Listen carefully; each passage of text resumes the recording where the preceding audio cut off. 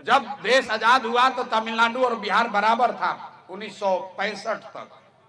अब तमिलनाडु आपसे 3 गुना 4 गुना बड़ा हो गया, क्योंकि आबादी उसका हम लोग से कम है। तमिलनाडु की आबादी है 8 करोड़ और उसका बजट है 7.5 लाख करोड़, और बिहार की आबादी है 13 करोड़ और बजट है 3,17,000 करोड़। मतलब करीब करीब तमिलनाडु आपसे हमसे प्रति व्यक्ति 4 गुना बड़ा हो गया।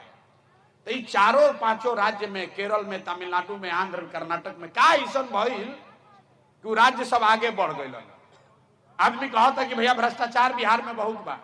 हम अपना अनुभव से बताओ तनी सब राज्य में काम के लिए बनी, बिहार से ज्यादा भ्रष्टाचार है वहां। ऐसा नहीं है कि वहां जाति नहीं है, वहां पर भी इतना ही जाति है जितना बिहार में जाति है। लिंगायत का नाम सुने होंगे आप, लिंगायत वोकालिंगा कर्नाटक में है, रेड्डी कम्मा आंध्र प्रदेश में है, केरल में, तमिलनाडु में कोई ऐसा राज्य नहीं जहां जाति नहीं है।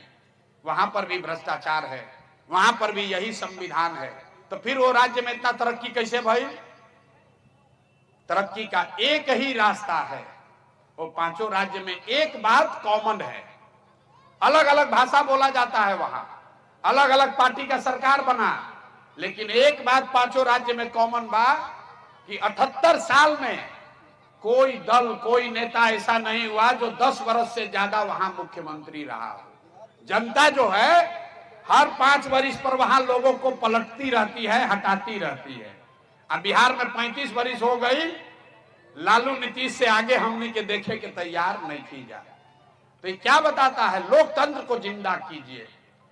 नेताओं के मन में, जनता के मन, दल के मन में डर होना चाहिए कि अगर हम काम नहीं करेंगे जनता हमको वोट नहीं देगी, हटा देगी। तमिलनाडु में, केरल में आदमी डेरा ताड़न जे सत्ता में बा कि हम कतनो काम करब 5 वर्ष में जनता हटाई। आ बिहार में आदमी कहता हम कतनो काम ना करब जनता हमरा के वोट देबे करी। लालू जी से डर के दी ही, चाहे भाजपा से डर के दी।